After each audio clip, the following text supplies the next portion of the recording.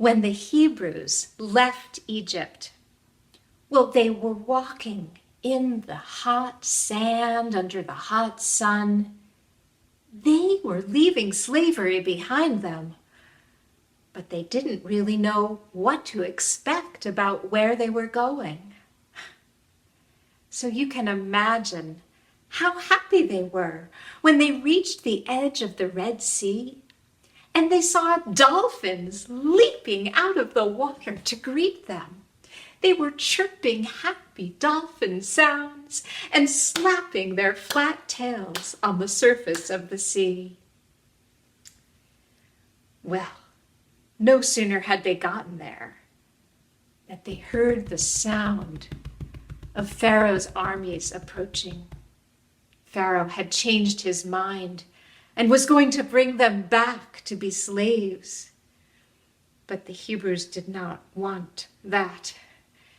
But the only thing before them was water, and they did not know how to swim. But Nachshon, one person, had the courage to take that first step into the water. And then Moses raised his staff, and God split the sea so that there was a dry path on which they could cross, with walls of water on either side. Well, the people began to cross, and they were astonished, as you can imagine. But did you ever stop to wonder how astonishing this must have been for the fish and the other creatures that lived in the sea? Why, the fish were just swimming along, minding their own fish business, when suddenly, where there once had been water, there was air. And that's nowhere if you're a fish. So the dolphins swam over, and they told the fish, over there is the water.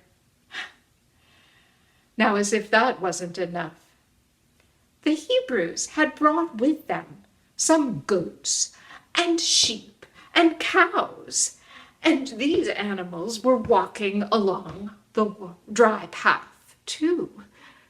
But they began to wander into that wall of water, and that's nowhere if you're a sheep or a goat or a cow. And so the dolphins swam over, and they told the animals, over here, stay in the air. Then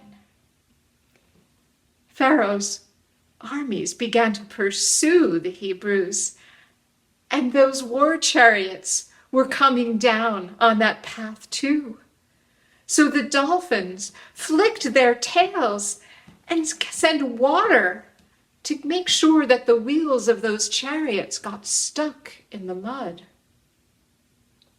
And then, once the Hebrews and the goats and the sheep and the cows had all reached safety on the other side, God sent those waters weaving back over and closed the sea once again.